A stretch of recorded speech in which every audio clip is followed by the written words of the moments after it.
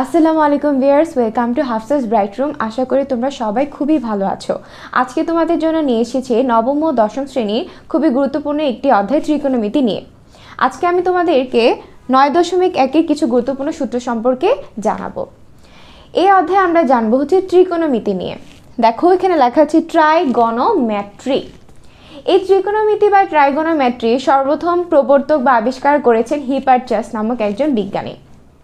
এই যে ট্রাইগোনোমেট্রি মানে এটা নিয়ে আসলে কাজ করব কি, এই ত্রিকোণমিতিকে যদি আমি একটু ভাঙি, দেখো ট্রাই আসে, গণ আসে এবং ম্যাট্রন, এই তিনটা কথা আসে।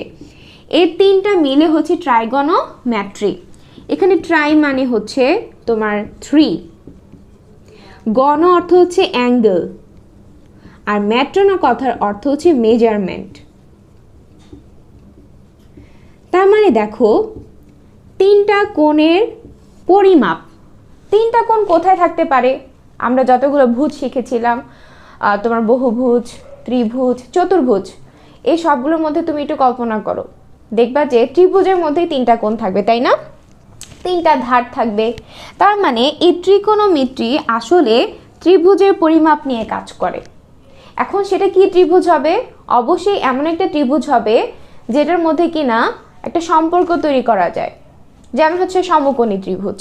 তার মানে এই যে ট্রাইগোনোমেট্রিটা সমকোণী ত্রিভুজের উপর বেস করে করা হয়েছে। দেখো একটা সমকোণী ত্রিভুজ যদি আমি আঁকি, এটা ধরে নাও সমকোণী ত্রিভুজ। এখন এটা যে সমকোণী ত্রিভুজ, এটার প্রমাণ কি? যদি আমি এখানে একটা লম্বা একটা সাইন দিই, মানে 90 ডিগ্রি। 90 ডিগ্রি হলে কোন একটা ত্রিভুজের একটা কোণের মান যদি 90 ডিগ্রি হয়, তখন সেটাকে আমরা সমকোণী ত্রিভুজ বলি। এটা যদি 90 ডিগ্রি হয়, অপর দুইটা মিলে 90 ডিগ্রি, আর ত্রিভুজের 3 কোণের সমষ্টি হয় 180 ডিগ্রি। তাহলে এখানে যে কোনো সূক্ষ্মকোণ হতে পারে। তাহলে এটা হচ্ছে 90 ডিগ্রি, এটাই হচ্ছে আমাদের লম্ব। তাহলে ধরে নিলাম এটা হচ্ছে একটা ABC, একটা সমকোণী ত্রিভুজ। তো এই ত্রিভুজে এটা যদি লম্ব হয়, এটা একটা সমকোণী ত্রিভুজ। তুমি দেখো এই ত্রিভুজের ক্ষেত্রে আমি যদি AB, BC আর AC বাহুর কথা বলি, চোখের আন্দাজে এই বাহুটা আমার সব থেকে বড় মনে হচ্ছে, তাই না? যে বাহুটা সব থেকে বড় সমকোণী ত্রিভুজের ক্ষেত্রে, অথবা বলা যায় যে কোণের একদম বিপরীত দিকে যে বাহু, সেটাই হচ্ছে অতিভুজ। ঠিক আছে, তাহলে আমি বলতে পারি AC হচ্ছে অতিভুজ। এখন এই যে 90 ডিগ্রি দেখতে পাচ্ছ না, এই 90 ডিগ্রি কোণটা ধরে নাও এখানে একটা 90 ডিগ্রি কোণ একটা ভূমির উপর না, যেটা ভূমি হবে সেটাই হচ্ছে তার সন্নিহিত বাহু। সন্নিহিত বাহু। এবং এই যে সমকোণী ত্রিভুজ যেটা আছে, সেটার যে লম্ব দিকটা সেটা হচ্ছে তার বিপরীত বাহু। বিপরীত বাহু। তাহলে আমি একটা কি বলতে পারি, যে ত্রিকোণমিতিতে আমরা যে ত্রিভুজ পড়বো, ত্রিভুজের যে বাহুগুলো আছে, আমি কি কি বাহু হিসেবে ধরবো? একটা হচ্ছে অতিভুজ, একটা বিপরীত বাহু, আর একটা হচ্ছে সন্নিহিত বাহু। এখন কথা হচ্ছে এখানে একটা জায়গার মধ্যে কিন্তু বিপরীত বাহু আর সন্নিহিত বাহু লেখা নেই। কি লেখা আছে? একটা শুধু মিল পেয়েছো, দেখো জাস্ট অতিভুজ, তাই না? কিন্তু লম্বার ভূমি কোনটা? তাহলে এই সন্নিহিত বাহুটাকে ধরে নেওয়া হচ্ছে ভূমি, আর এটাই হচ্ছে লম্ব। বিপরীত বাহুটাই হচ্ছে লম্ব। তাহলে দেখো এই যে ভূমি, অতিভুজ এবং লম্ব, ওদের উপর বেস করে হচ্ছে 6টা অনুপাত নিয়ে আসা হয়েছে, ত্রিকোণমিতিক অনুপাত। একটা হচ্ছে ধরে নাও ওরা হচ্ছে 6 ভাই। 6 ভাই না, মনে করো 3টা ছেলে আর 3টা মেয়ে। সাইন থিটা, কস থিটা, আর এটা হচ্ছে ট্যান থিটা। ওর সাথে যাবে হচ্ছে কসেক থিটা, কজের সাথে যাবে হচ্ছে সেক থিটা, আর ট্যানের সাথে যাবে হচ্ছে কট থিটা। ঠিক আছে, তাহলে ওরা হচ্ছে 6জন সদস্য। এখন এই যে 6জন যে সদস্য আছে, ওরা এক একজন এক একভাবে থাকবে। একজনের সাথে যার হচ্ছে বন্ডিং ভালো হবে, সে তার সাথে থাকবে। হ্যাঁ, তাহলে এখানে কি হলো? তো এই যে আমার যে ত্রিভুজটা ছিল, এটাতে আমি ধরে নিয়েছি এটা হচ্ছে আমাদের ভূমি, এটা হচ্ছে লম্ব, আর এটা হলো অতিভুজ। তার মানে ABC একটা সমকোণ ত্রিভুজে এটা হচ্ছে ভূমি, লম্ব, অতিভুজ। তো ফার্স্টে দেখো, ফার্স্ট যে সদস্য সেটাই হচ্ছে আমাদের সাইন থিটা। তো সাইন থিটা কার সাথে ভাব যাবে? লম্ব আর ভূমির সাথে। কারণ সাইন থিটা কাকে পছন্দ হয়েছে? ও লম্ব আর অতিভুজকে পছন্দ হয়েছে, ঠিক আছে? তার মানে সাইনকে এখানে আনা হয়েছে, তখন বলছে যে আপনার কাকে পছন্দ, তখন বলছে আমি লম্ব আর ভূমিকে পছন্দ করি। সেজন্য ও কী করছে যে sign theta is equal two লম্ব বাই অতিভুজ। অথবা খুবই সিম্পল এবং সাধারণ একটা ছন্দ আছে, সবাই সেটা বলে, সেটা হচ্ছে সাগরে লবণ অতি। যদি তোমার মনে রাখতে চাও যে sign theta is equal two লম্ব বাই অতিভুজ, অথবা বলতে পারি সাগরে লবণ অতি। সাগরে দিয়ে সাইন, লবণ দিয়ে লম্ব, আর অতি দিয়ে অতিভুজ। ওকে, তারপর হচ্ছে কস। কজের ক্ষেত্রে কি বলছে যে কস বললো যে ও তো লম্ব নিয়ে নিছে, তাহলে আমি ভূমি নেই, তাহলে cos theta is equal two কি হবে?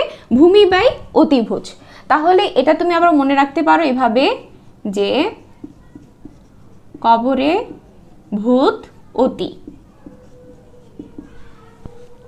তারপরে দেখো এই যে ট্যান থিটা, ট্যান থিটা কি আসছে? ট্যান থিটা কি বললো যে আমি লম্ব নিব, ভূমিও নিব, তাহলে tan theta is equal two লম্ব বাই ভূমি। তাহলে এরা হচ্ছে কি প্রধান, sine theta, cos theta, tan theta হচ্ছে প্রধান, ঠিক আছে? তাহলে সাইন ইজ ইকুয়াল টু লম্ব বাই অতিভুজ, cos theta is equal two ভূমি বাই অতিভুজ, ট্যান থিটা ইজ লম্ব বাই ভূমি। এখন আমি কি বললাম দেখো, একজন আরেকজনের সদস্য, একজন আরেকজনের সদস্য, একজন আরেকজনের সদস্য, একজন আরেকজনের পরিপূরক।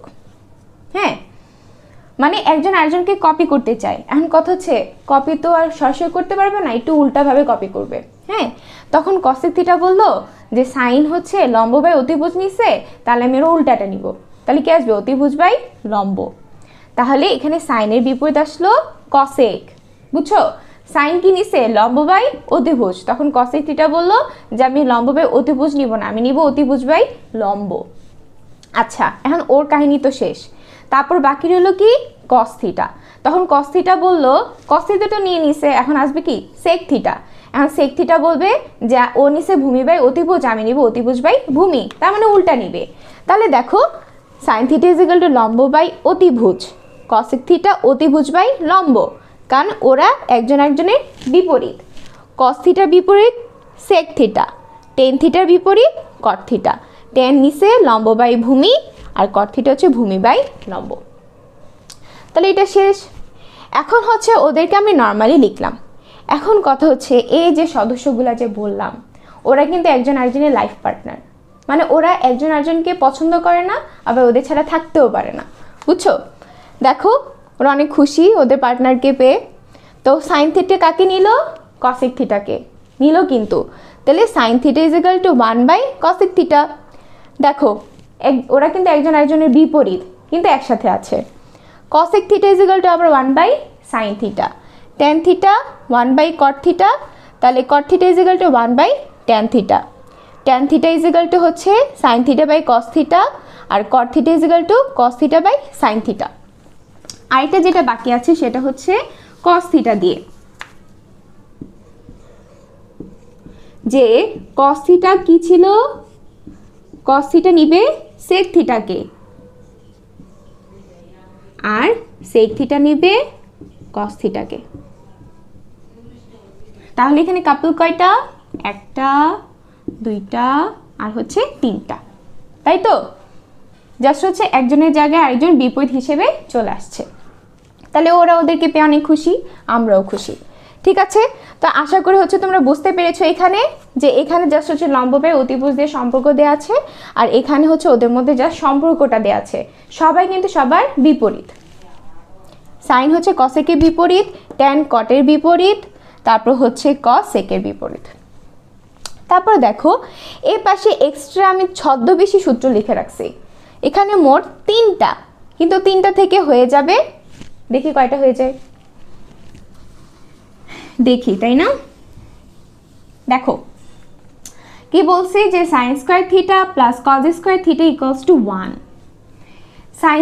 Sine square theta plus cos square theta is equal to 1। এই থিটার জায়গায় যে কোনো কিছু বসতে পারে, মনে করো sine square bit alpha cos square alpha is equal to 1, মনে করো সাইন স্কোয়ার কারো একজন নাম মনে করো হচ্ছে Liza, cos square Liza equals to 1। তার মানে দুইটা যদি একই রকম হয় তাহলে 1 আসবে। কোনগুলো অবশ্যই একই হতে হবে। আচ্ছা, তাহলে দেখো, তো এইটা আমার ছদ্মবেশী সূত্র ছিল না, এখান থেকে আমরা বের করব। দেখো, sine square theta plus cos square theta 1, আমি যদি সাইনকে পাশে রাখি তো কেমন হয় বলো তো? জিনিসটা এরকম হয় না? 1 মাইনাস কস স্কয়ার থিটা হয়, তাই না? Sine square theta is equal to 1 minus cos square theta, এটা একটা সূত্র হলো। আরেকটা দেখি, যদি আমি কসকে পাশে রাখি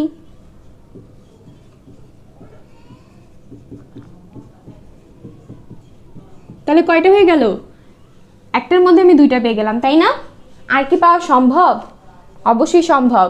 দেখো, মাঝে মাঝে এরকমও হতে পারে, মনে করো এই পাশে শুধু তুমি রাখলা সাইন থিটা, স্কয়ারটা কি হবে? উপর পাশে রুট ওভার হয়ে যাবে। 1 মাইনাস কস স্কয়ার থিটা, এটা হয়ে যাবে cos theta. 1 minus sine square theta, তাহলে কি হয়ে গেল? মোট কয়টা শিখে ফেললাম? একটা থেকে 4টা। তাহলে মোট হলো কয়টা? 1 2 3 4 5টা। দেখছো, একটার মধ্যেই 4টা লুকায় আছে, সেজন্য আমি এটারে ছদ্মবেশী বলছি, বুঝছো? তারপরে দেখো পরেরটা কি আছে? sec square theta minus tan square theta equals to 1। আচ্ছা, তো এটাকে আমি কি লিখতে পারি? যে sec square theta is equal to 1 plus tan square theta, তাই না? তাহলে এটাকে ওর মতো আবার লিখে ফেলে আরেকটা সূত্র, যে sec theta is equal to root over of 1 plus tan square theta. এখন কথা হচ্ছে, sec কে পাশে রেখে একটা মান আসছে, tan কে পাশে রাখলে কি একটা মান আসবে না? কিভাবে মানটা নিয়ে আসবো দেখো তো। দেখো এখানে আছে কি? sec square theta minus tan square theta is equal to 1, তাই না? আমি যদি tanটাকে ওই পাশে নিয়ে যাই তাহলে কি আসে? sec square theta is equal to, আর 1টাকে এই পাশে নিয়ে আসি, মাইনাস 1 tan স্কয়ার থিটা। তার মানে tan square theta is equal to sec square minus 1। তাহলে আমি এখানে কি লিখবো? tan square theta is equal to sec square theta minus 1। তাহলে এখানে কি আসলো? tan theta is equal to root over of sec square theta minus 1। Okay, তাহলে দেখো এখান থেকে আমি আরো 4টা সূত্র বের করলাম। এই জায়গায় দেখো, cosec square theta is equal to 1 plus cot square theta. একইভাবে আমি কি করতে পারি? cot square theta is equal to cosec square theta minus 1। এখান থেকে আমি কি পেতে পারি? cosec theta is equal to root over of 1 plus cot square theta, এবং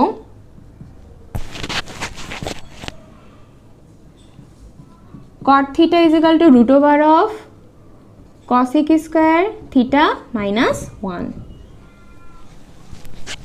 দেখো, আশা করি বুঝতে পেরেছো। এই অধ্যায়ে কিন্তু এই সূত্রগুলো দিয়ে আমাদের যত ধরনের ম্যাথ আছে সবগুলো আমরা করব, ঠিক আছে? তো এই অধ্যায়ে আমরা কি করলাম দেখো, সূত্রে পোস্টমার্টাম, আমরা সূত্রে পোস্টমার্টাম করলাম, তাই না? একটারে ভেঙে একদম গুঁড়া গুঁড়া করে ফেলছি।